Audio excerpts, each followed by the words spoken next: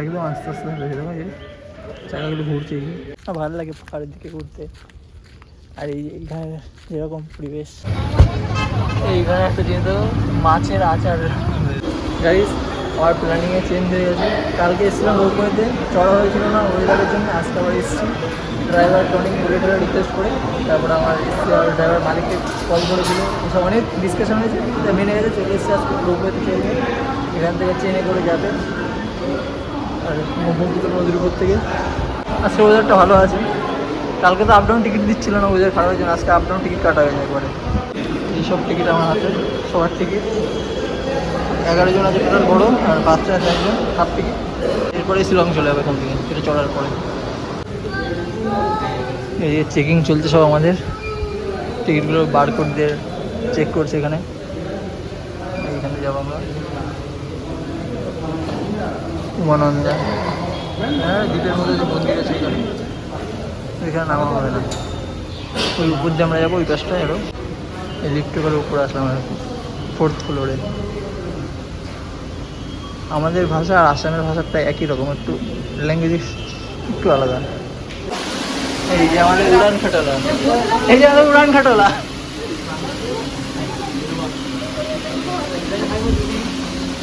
এ বন্ধ হয়ে যাবে, সাইড নিয়ে যায়। আস্তে আস্তে পিক আপ নিচ্ছি এখান থেকে, নিজেকে এরকম লাগে। পুরো দ্বীপগুলো দেখে, ছোটো ছোটো দ্বীপ বলে। টেম্পলটা দেখতে উমানন্দ টেম্পল আছে, পিক আপ নিচ্ছি।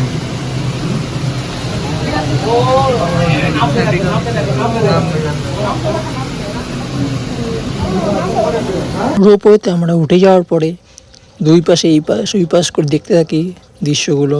ব্রহ্মপুত্র নদীর উপর থেকে আমরা যাচ্ছি রোপওয়েতে করে। আর এইদিকে এরকম ছোট ছোট দ্বীপের মতো পাথরের স্তূপ ছিল চারিদিকে। আর এই যে আমরা ব্রহ্মপুত্র নদীর উপর থেকে উমানন্দা টেম্পলের উপর থেকে আমরা যাবো এইখানে আস্তে আস্তে। উমানন্দা টেম্পলের ব্যাপারে তোমাদের কিছু বলি। এটা হচ্ছে ময়ূরদ্বীপে অবস্থিত উমানন্দা মন্দিরটি। ঘরটির অন্যতম গুরুত্বপূর্ণ মন্দির, ব্রহ্মপুত্র নদীর মাঝখানে অবস্থিত। এই মন্দিরটি ভগবান শিবের উপাসনার জন্য উৎসর্গিত। প্রতি বছর শিবরাত্রির দিনে প্রচুর ভিড় হয় এখানে। মন্দিরটি অনেক পুরনো, প্রায় 17 শতক। আসামের রাজা গদাধর সিং দ্বারা নির্মিত করা এই ভগবান শিবের এই মন্দিরটি। তোমরা যেতে চাইলে যেতে পারো। আমরা তো রোপওয়েতে করে গেছিলাম উপর থেকে। তোমরা যেতে চাইলে এখান থেকে ফেরিঘাট আছে গুয়াহাটিতে, ওইখানে ফেরিঘাটে করে এই মন্দিরে পুজো দিতে তোমরা যেতে পারো। আমরা তো উপর থেকে আস্তে আস্তে গেছিলাম, রোপওয়েতে করে আমরা যাচ্ছি। আর উমানন্দার দর্শনটা তোমাদের দেখিয়ে দিলাম উপর থেকেই। আশেপাশে এরকম ভিউ ছিল।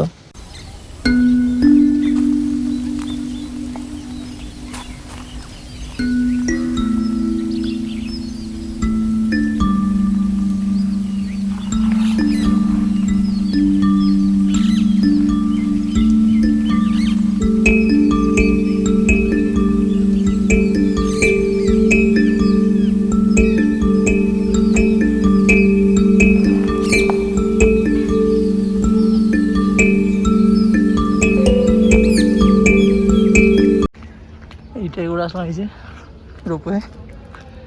একটু নিচের দিকে নামি, সব উপরে রয়েছে। নিচের দিকে নামতে গেলে একটু ঠিকঠাকভাবে নামতে হবে, স্লিপ খাওয়ার চান্স, পড়ে যাওয়ার চান্স, একদম খারাপ রাস্তা, উপরে রয়েছে। নিচের দিকে আসলাম একটু দেখি, এইখানে একটু পরে জল জমে যায় যখন যখন হয়।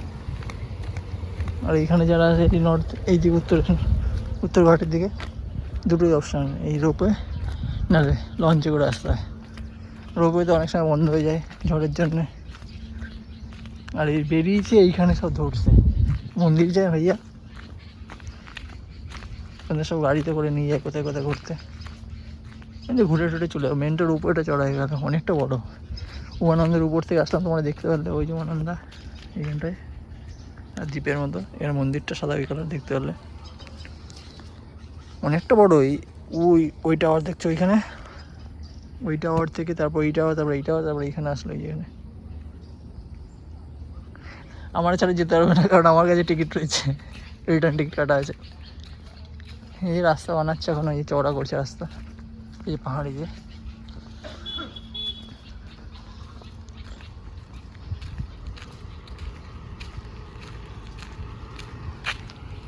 এই গাডোয়াল দিচ্ছে, সব পাথর দিয়ে গাডোয়াল দিচ্ছি, না সব পাথর। এই যে পাথর দিয়ে গার্ড হয়ে গেছে, পাথর আর সিমেন্ট দিয়ে। পাথর শক্ত হয় না ইটের থেকেও। বুগাড়ি সব এই দিকটা ঘুরে ফিরে চলে যাবো। এই একা চলে আসলাম ঘুরতে, বাইরে ওইখানে রয়েছে ফটো ফটো দোকানে দেখতে আসলাম এই দিকটায়। আমার ভালো লাগে পাহাড়ের দিকে ঘুরতে। আর এইখানে যেরকম পরিবেশ হেভি লাগে, পাহাড়ি লোকজন সব এখানকার। এখানে তো লোকালিটি কম, আর একটু ভিতরের দিকে গ্রাম, এখান থেকে শুরু কিন্তু এই দিকটায় ওটা লোকজন নেই। মন্দির আছে একটা, এই যে নিচের দিকে এই দিকটায় রাস্তা ফাঁকা ফাঁকা রয়েছে পুরো, বেশি দূর যাওয়া যাবে না। নতুন জায়গা, নিচের দিকে মন্দির আছে, এই যে এবার নামতে হবে না, লোক দেখে নেই। আর বলে বলে এই যেখানে সিঁড়ি,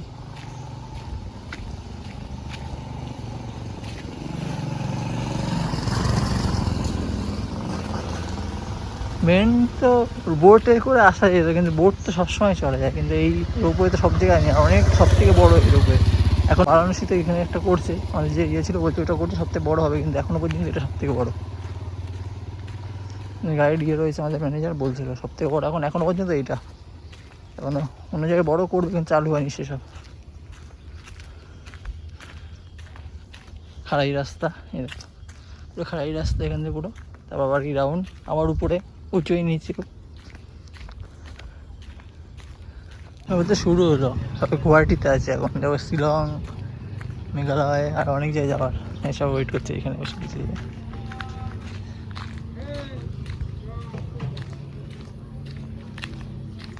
এখানে ফটো তুলতে বলে দেখি এরকম হয়, পুরো নদী থাকবে পিছনে, পাহাড় থাকবে, দেখে বলি। এই জায়গাটা চলে আসলো, এটাই করে আমরা যাবো, আবার চেকিং হবে এখানে। একদম আস্তে আস্তে দেখে দেবো, এই জায়গাগুলো ঘুরছে, আস্তে আস্তে আসছে।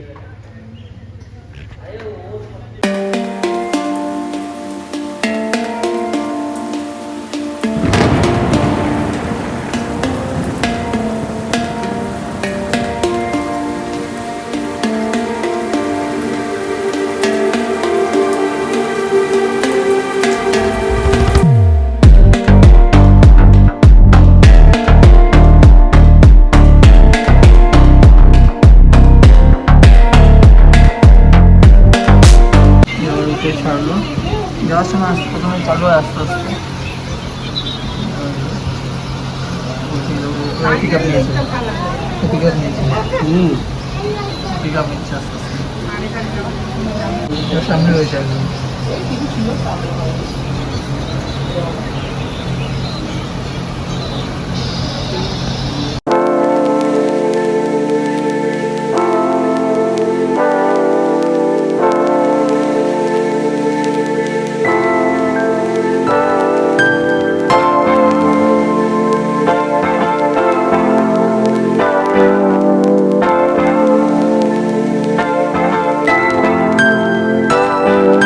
উমানন্দ টেম্পল দেখে আমরা উদ্দেশ্য দিলাম আমাদের গন্তব্যস্থান শিলংয়ের উদ্দেশ্য। তো গাড়িতে করে আমরা যাচ্ছি, এইদিকে জানলার ধারে সিট পেয়েছি, উইন্ডো সিট, হাওয়া দিচ্ছে, সেই কিছু শোনা যাচ্ছিল না। আর এরকম পাহাড়ি হাওয়া গায়ে লাগাতে লাগাতে আমরা চলেছি। আর এরকম দুদিকে পাহাড়, এরকম সবুজ গাছপালা ভরা চারিদিক, সুন্দর লাগছিল যেতে যেতে। এই মোড় ওই মোড়, একবার উঁচু নিচু পাহাড়ের গায়ে দিয়ে আমরা যাচ্ছি আস্তে আস্তে। এই সাইডে গাড়ি যাচ্ছে, এই সাইডে গাড়ি, আর দিকে পাহাড় যাচ্ছে। এখন অনেক কিছু দেখার আছে, তো তোমরা দেখতে থাকো ব্লগগুলো, ভালো লাগবে। তোমাদের সাথে এরকম প্রকৃতির মাঝখানে থাকতে কার না ভালো লাগে বলো। সবসময় তো আসা হয় না, বছরে একবার করে আমরা ট্যুর করি, চেষ্টা করি ঘোরার। অনেক সময় হয়, অনেক সময় হয় নাও হয়, তাই চেষ্টা করি তোমাদের সাথে শেয়ার করার কিছু। ভালো করে দেখতে থাকো ব্লগগুলো।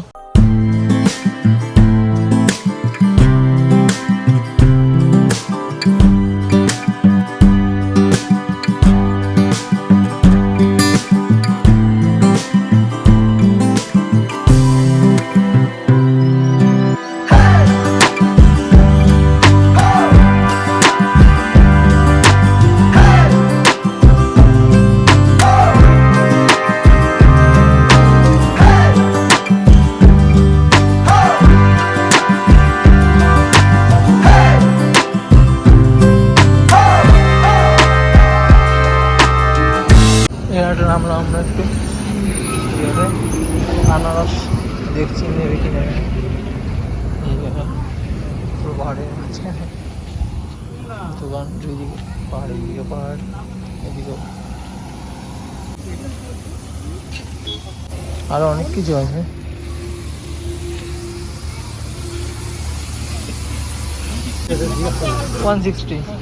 এখানে অনেক রকমের ফল ছিল, তো আমাদের গাড়িতে লোকজন নেমে কিছু ফল কিনলো খাওয়ার জন্য। আমরা তাই নেমে এখানে দেখছিলাম। এখানে আনারস নাকি অন্যরকম হয় পাহাড়ের, নাকি বেশি কাঁটা থাকে না আমাদের এখানে, আমরা চোখ বলি সেই চোখ বেশি থাকে, এখানেও নাকি অত বেলায় থাকে না। আর একটা জিনিস দেখছি, পাহাড়ের দিকে বেশিরভাগ কি দোকানে মহিলা থাকে। এইখানে একটা জিনিস মাছের আচার আর কিছু মাছের আচার, মাছ কিছু জিনিসপত্র আমাদের লোকজনরা কিনলো। কেনার পরে আমরা আবার গাড়িতে উঠে বসলাম, আবার আমাদের গন্তব্যস্থান শিলংয়ের উদ্দেশ্যে রওনা দিলাম। তো এই পাশে এরকম ভিউ দেখতে দেখতে যাচ্ছি, তোমরাও দেখো, উপভোগ করো। এখন চলে আসলাম আমরা ইউমিয়াম লেক। অন্ধকার হয়ে গেছে, 5:20 বাজে, এখন অন্ধকার হয়ে গেছে। ওইখানে ব্রিজের উপর দিয়ে ভালো ভিউ দেখা যাচ্ছিলো, কারণ ব্রিজের ওখানে গাড়ি দাঁড় করাতে হবে না।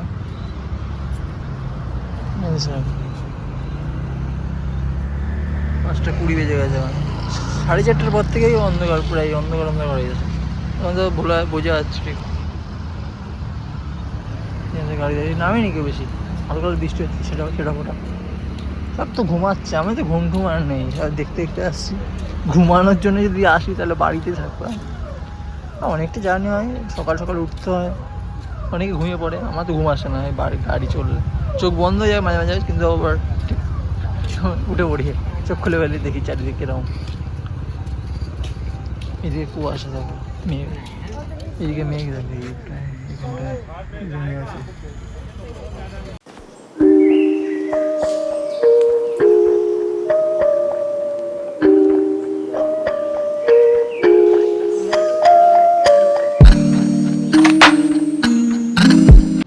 অন্ধকার হয়ে গেছে, কারণ আমরা ওই রোপওয়েতে গেছিলাম। কালকে চড়ানোর কথা ছিল, কিন্তু ওয়েদারের জন্য যেতে পারিনি। তো আজকে আমরা নিজেরা গেছি ওইখানে বলে, এখানে লেট হয়ে গেছে। এখন 1 ঘন্টাই লাগবে হোটেলে।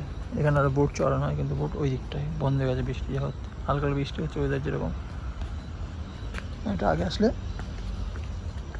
কিন্তু অন্ধকার হয়ে গেছে এদিক। গাইজ হোটেলে অনেকক্ষণ আগে চলে এসেছি, এসে রেস্ট করছিলাম, খাওয়া দাওয়া হয়ে গেছে। তো কালকে আবার সকালে 6টার সময় বেরোতে হবে, মানে 6টার সময় ঘুম থেকে উঠতে হবে, তাড়াতাড়ি বেরোতে হবে, কারণ 7টা 7:30টার মধ্যে আবার যেতে হবে।